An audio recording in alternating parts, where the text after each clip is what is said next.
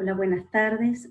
Bueno, me presento, mi nombre es Patricia Sánchez, soy psicóloga y en este tiempo de coronavirus nos interesaba saber cuál es el rol de la ciencia en nuestro país y especialmente de los científicos argentinos. Para esto vamos a realizar una entrevista al doctor Adrián Bognoff.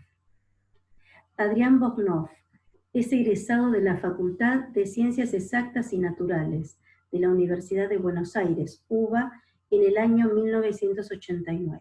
Doctor de la UBA en el año 1996. El doctorado lo realizó en la Fundación Campomar, hoy Fundación Instituto Leluar. Realizó el postdoctorado en The Cyborg Lab en Norwich, Reino Unido, entre los años 1997 y 2000. Es investigador del Consejo Nacional de Investigaciones Científicas y Técnicas, CONICET, desde el año 2005.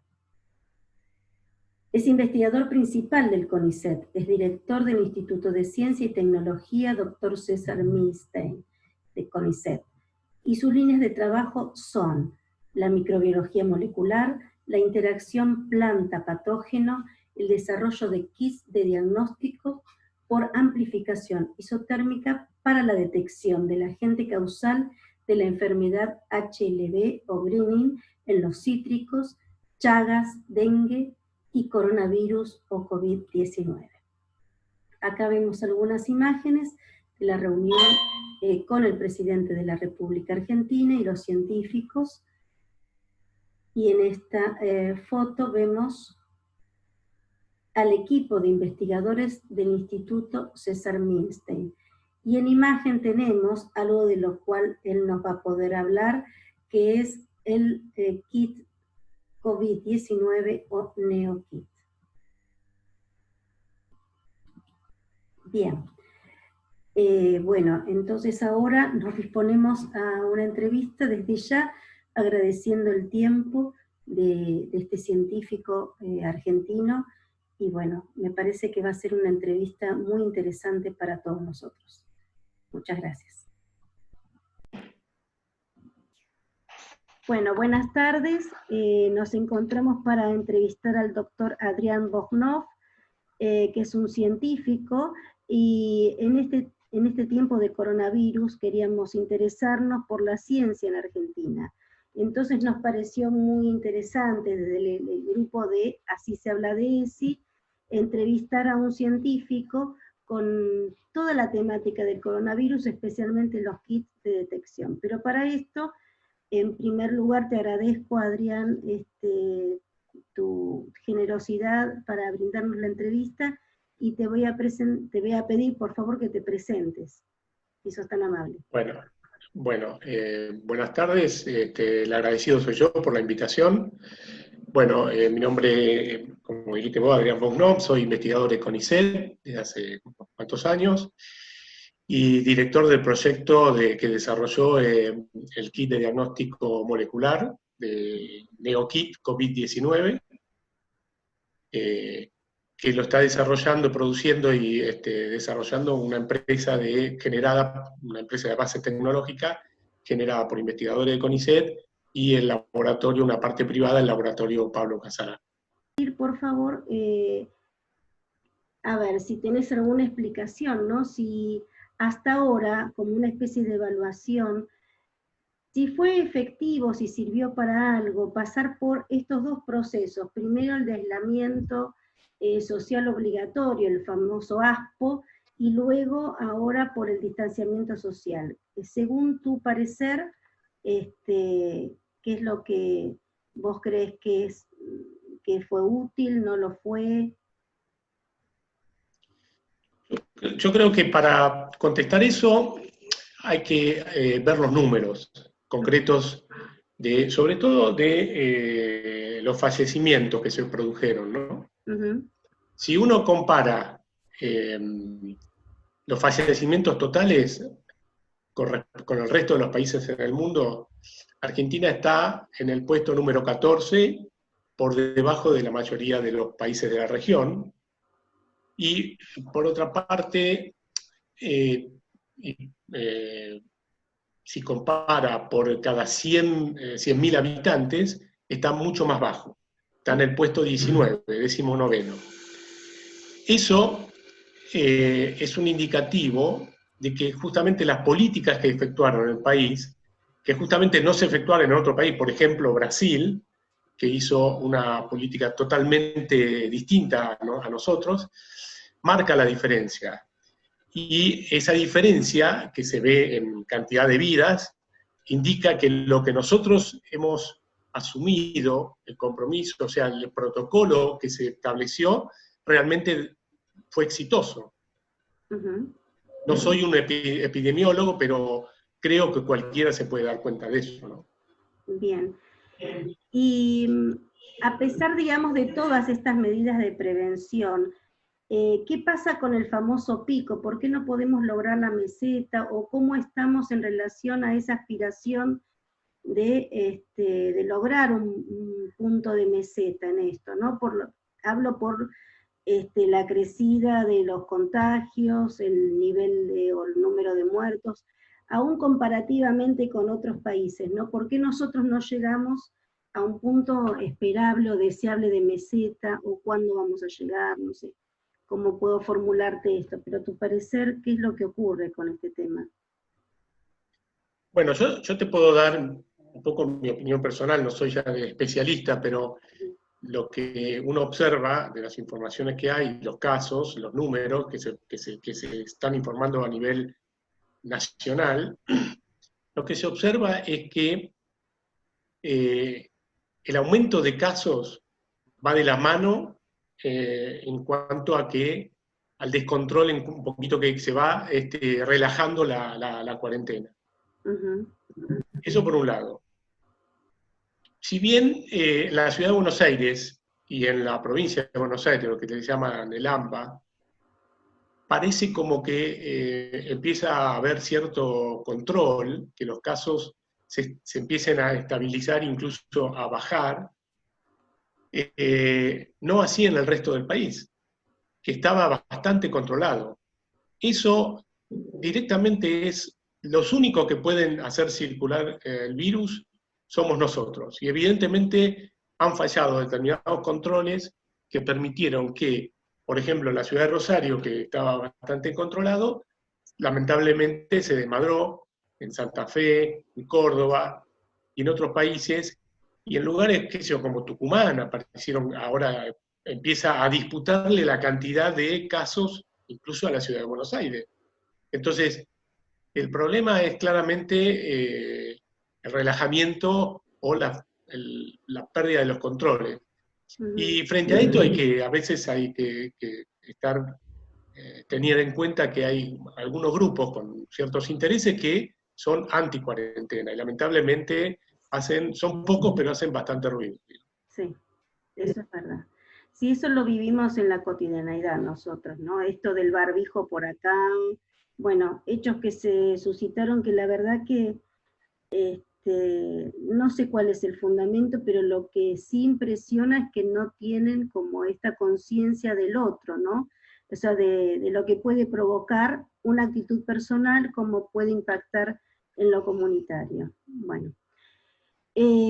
Alrededor del mes de mayo, lo que todos recordamos, creo que sin lugar a dudas, fue el anuncio de parte del presidente Alberto Fernández de un kit.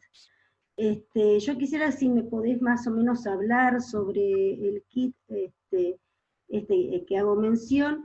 Creo que fue aprobado por el ANMAT. Si vos me podés dar algún detalle para nosotros, para que sepamos y tengamos claro cuál es la importancia también de este organismo en esta aprobación dentro de la investigación, ¿no?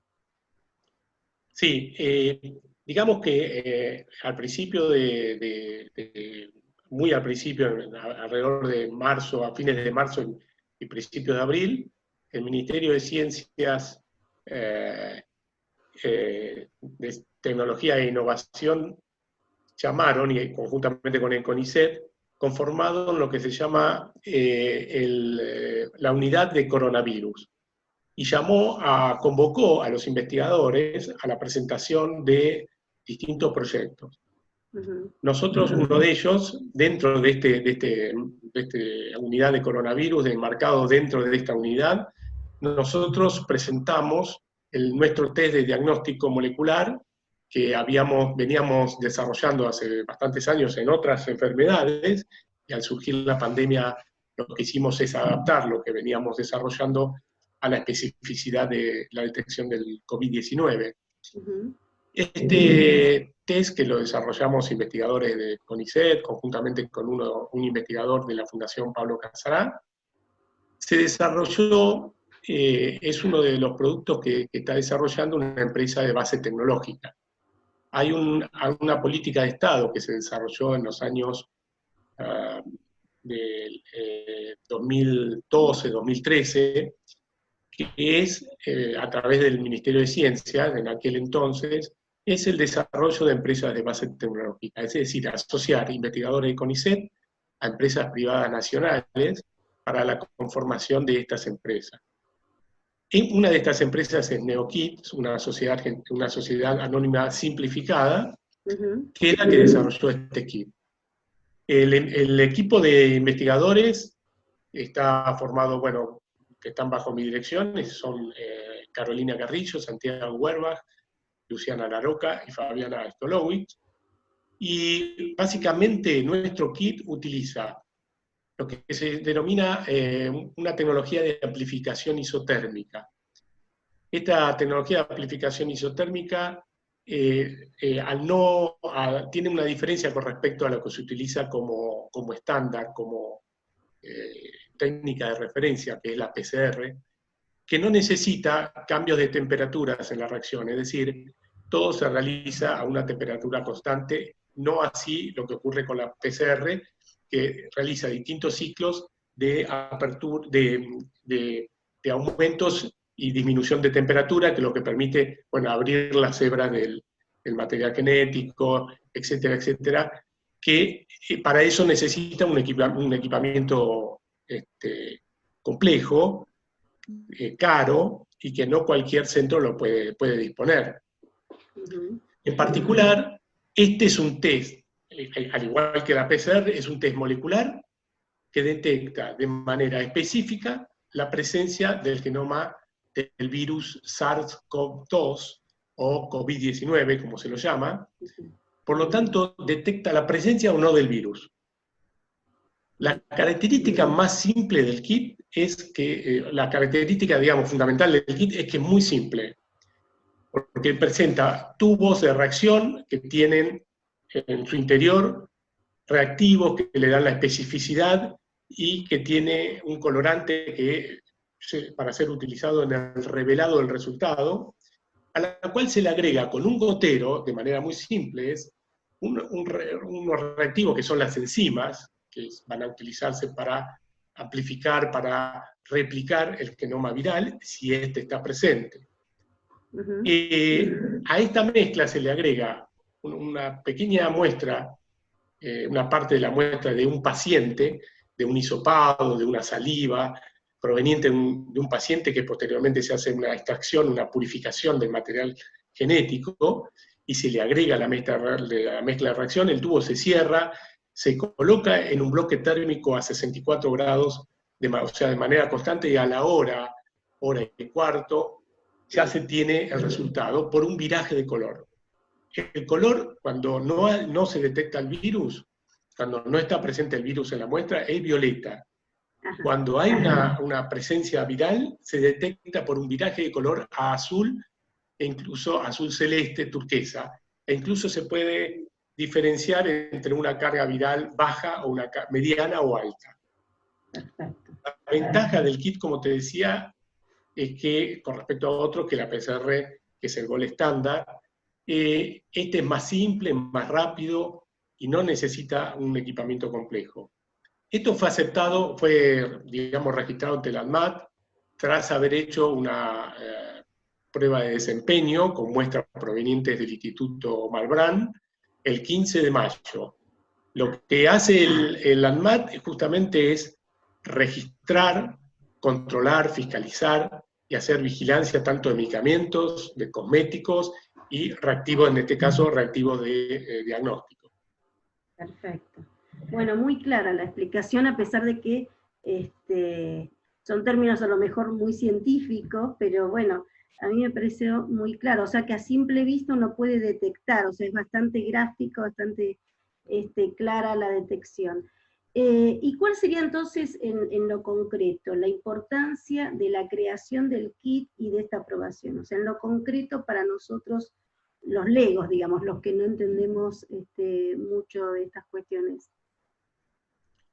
Básicamente, este kit lo que permite es, y apunta a eso, es que para ser utilizado en centros de salud de baja complejidad. Eh, y ser un complemento de la tecnología que se está usando ahora, que es la PCR. En muchos lugares, la ciudad de Buenos Aires y posiblemente la provincia de Buenos Aires, en muchos lugares se juntaban muestras, pacientes, se tomaban las muestras a los pacientes, se transfería estas muestras a centros de salud. Esto lleva un tiempo, el centro de salud realiza digamos, el ensayo, y esto puede llevar 3 días, 4 días, para tener el resultado y dárselo al paciente. En este caso, esos centros que tenían que trasladar las muestras, ya ahora pueden hacer nuestro testeo utilizando nuestro kit, porque no necesitan un equipamiento complejo y es fácil de ser utilizado. Eso ocurre en la provincia de Buenos Aires, en Escobar, en San Isidro, en otros centros. Y por ejemplo, en la ciudad de Buenos Aires se utiliza muchísimo en el testeo de pacientes, de convivientes, de pacientes que fueron diagnosticados positivos, y a partir de saliva. Con lo cual está siendo una gran herramienta justamente para esto. Y esto, bueno, básicamente la idea es aumentar la cantidad de testeo, ¿no? Hacer un rastrillaje en lo posible, lo más alto posible, como para ir sacando la circulación de todos los positivos rápidamente, ¿no? Y disminuir justamente la circulación viral, ¿no? Perfecto. Y la comprobación de la exactitud diagnóstica de este NeoKit para este COVID-19, ¿cómo es que se realiza esta comprobación sobre la exactitud propia del diagnóstico del test? Bueno, hay dos características fundamentales de un kit de diagnóstico, que son la sensibilidad y la especificidad. La sensibilidad significa la capacidad de un test para detectar positivo y dar como positivo a una muestra o un paciente que realmente posee la enfermedad, que realmente es positivo. Eso te da de 1 a 100% esa sensibilidad. Y la especificidad es la capacidad de no dar como positivo a aquellos casos que son negativos. Es decir, que los casos que son negativos, realmente el test de negativo. Exacto. Entonces, eso serían las dos definiciones fundamentales. Bien. Hay una diferencia entonces de este test que vos has nombrado ya varias veces como test molecular y nos has explicado por qué se llama así, con el test llamado serológico. ¿Podrías especificarnos un poco cuál sería la diferencia entre el serológico y el molecular? Bueno, los test moleculares como el nuestro, como la PCR, lo que hace es detectar, es un diagnóstico directo. Es decir, detecta la presencia o ausencia del virus a través de detectar el genoma viral. Los test serológicos son indirectos. Lo que captan, lo que detectan, son anticuerpos generados por el infectado, digamos, por el individuo, frente a una respuesta a la infección por el virus. Es decir, y hay dos anticuerpos. Un anticuerpo que se produce cuando uno está transcurriendo la enfermedad, que es la inmunoglobulina M. Y hay un anticuerpo que queda como de memoria. Posteriormente, ese anticuerpo IgM baja su concentración y se comienza a crecer el otro anticuerpo, que es la inmunoglobulina G. Ese anticuerpo que ahora no se sabe cuánto dura, si dura 3 meses, 1 año, no se sabe, eso está en estudio, y es el que le da inmunidad a una persona después de haber padecido la enfermedad. O sea, básicamente entonces uno es un método directo y otro es un método indirecto del serológico. Por esto que vos nos explicás, entonces, uno podría entender que se reduce de alguna manera la posibilidad de falsos negativos con este neokit que estamos hablando. Básicamente, los test moleculares son más sensibles que los test serológicos. Pero el test de amplificación isotérmica es un test muy sensible, e incluso al ser más robusto que la enzima que se utiliza, es más robusta que la que se utiliza en la PCR, puede llegar a ser utilizado en muestra directa, cosa que estamos desarrollando nosotros en este momento. Eso significa que no tener que pasar por un proceso de purificación de la muestra tomada al paciente, lo que hace el test más rápido, más económico, y eso se debe a que la enzima es mucho más robusta, puede soportar contaminaciones. Y son muy sensibles y por eso reduce también la posibilidad de tener falsos negativos. Perfecto. ¿Y qué otros tests, digamos, fueron desarrollados acá por científicos nuestros, argentinos? Y bueno, en esto de los institutos uno también tiene como medio borroso la cosa. ¿Qué institutos y cuáles son los kits que surgieron, ¿no?, desde nuestra ciencia argentina? Bueno, básicamente que están registrados en el ANMAT son 3, 2 moleculares y 1 serológico. Los test moleculares, además del nuestro, está otro test desarrollado por la Universidad de San Martín y la Universidad de Quilmes, que se llama ELA-ChemStrip, que un poquito la competencia nuestra.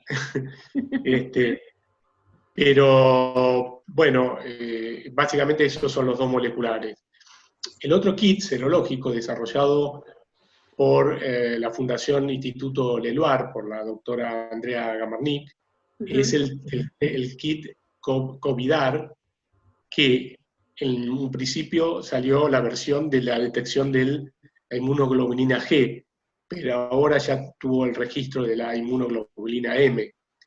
Y es un test que se usa muchísimo en los hospitales y para los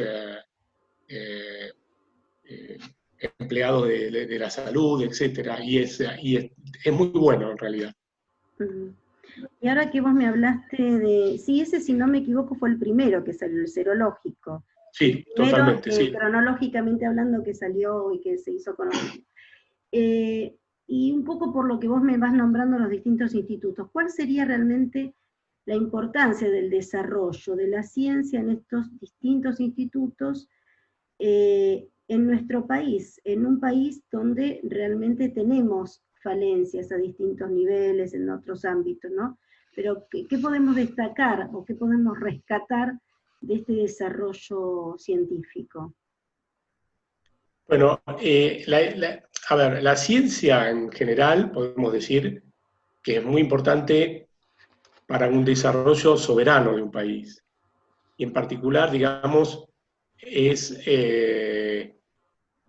digamos que en general es una parte del patrimonio cultural de un país, forma parte del patrimonio cultural. En particular, el desarrollo de la tecnología, como te decía, le da soberanía al país, y el desarrollo de test nacionales para la detección de COVID-19, justamente lo que se traduce esto es en una soberanía sanitaria, que además lo que hace es reducir los costos en comparación con las pruebas de los test importados.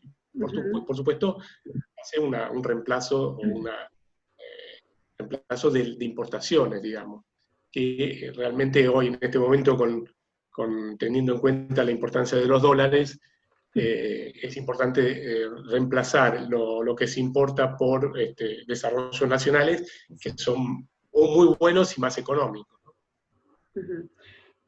Bueno, me dejas picando una pregunta, ¿no? Porque entonces hay una relación estrecha entre la intervención o una concepción del Estado, ¿no? En esto del desarrollo de la ciencia. Cuando me hablaste de soberanía, digamos, va por ahí la cosa, ¿no? Exacto. Como te decía, la ciencia y tecnología y el conocimiento en general que produce un país es parte del patrimonio cultural del mismo. Uh-huh. Y el conocimiento, en particular el conocimiento científico-tecnológico, como vemos en el mundo, tiene un papel determinante en el crecimiento del país y en el bienestar de sus habitantes. Entonces, todo lo que se vaya generando a través de la ciencia y tecnología es una producción de bienes y servicios, y es un poderoso instrumento que permite encarar problemáticas propias, fortalecer la inclusión social y permitir de alguna manera al Estado realizar de manera eficaz el diagnóstico, la formulación y aplicación de políticas que tengan alto impacto social. Además tenemos que tener en cuenta que por lo general el conjunto de la sociedad es la que financia al sector científico-tecnológico y que los resultados que genere este sector, al menos en parte, deben tener un impacto en la sociedad, y para eso el Estado debe participar en los lineamientos de esta política, para que realmente sea los resultados propiedad del conjunto de la sociedad y no solo de un sector pequeño, un sector privado, que pueda llegar a estar dirigiendo de esta manera el financiamiento hacia algún interés en particular. Este financiamiento del Estado financia desarrollos que son de importancia para el conjunto de la sociedad, ¿no? Exacto, perfecto. Perfecto, clarísimo esto. Bueno, y digamos, a mí me gustaría saber en este contexto que nos movemos hoy en día, ya pasados más de 6 meses de las primeras medidas de prevención que tomó el Ejecutivo Nacional para nuestro país, ¿qué tipo de consejos, recomendaciones nos podrías dar como población en general, ¿no? Tu palabra en este caso es una palabra desde la ciencia, ¿no? Entonces, que no es una opinión, digamos, solamente. ¿Qué recomendaciones nos podrías dar a toda la población en este momento de la pandemia? Yo creo que, como ya te digo, no soy un especialista, no soy epidemiólogo, pero creo que es muy claro que la relación entre el aumento de casos y el relajamiento de la cuarentena y el aumento de la circulación hace que el aumento de nuestra circulación hace que el virus circule más. Con lo cual, es muy importante, teniendo en cuenta los casos que se ven, por ejemplo, en los países europeos como España, Alemania, en otros, que ya creían controlada la enfermedad, la pandemia, y sin embargo el relajamiento hizo que vuelva un rebrote de los casos. Creo que en este momento es fundamental seguir cuidándonos. Es fundamental no mantener los protocolos de distanciamiento, de protección de la utilización del tapaboca y además no a realizar reuniones. Creo que estamos en un momento que en la provincia de Buenos Aires, en la ciudad de Buenos Aires, se empieza a controlar y que deberíamos, que de relajarnos, creo que podría ser, la verdad, lamentable para las consecuencias que puedan venir en un posible rebrote y en las capacidades del sistema de salud fundamentalmente, ¿no? Sí, sí. Yo opino lo mismo, bueno, pero es importante que lo sigamos remarcando cada uno en su ámbito y desde su función. En este caso, me parece que tus palabras son de un peso específico, ¿no? Y me parece que es importante seguirnos cuidando, no relajarnos.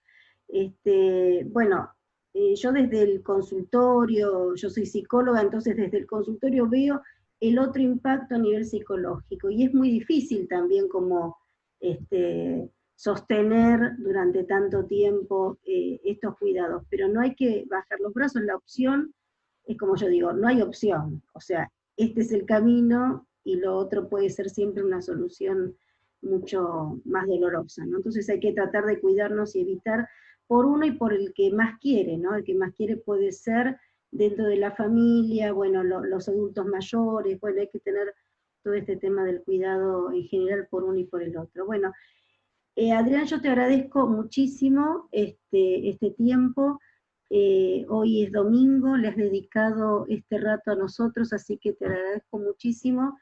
Yo te preguntaba al principio cuestiones generales, pero me gustaría volver a hacerte una pregunta que no está dentro de la grabación que estamos haciendo, pero como para que la gente se entere. Vos estás trabajando actualmente, han bajado el ritmo de trabajo, vas 3 veces por semana, ¿cómo es tu ritmo de trabajo? Porque para mí esto nos tiene que quedar claro en cuanto al respeto por el trabajo que están haciendo no solamente los científicos, sino todos los agentes de salud, ¿no? Y me parece que esto nos tenemos que quedar grabado en la cabeza. ¿Cómo es tu ritmo de trabajo como el de tantos otros de tus compañeros?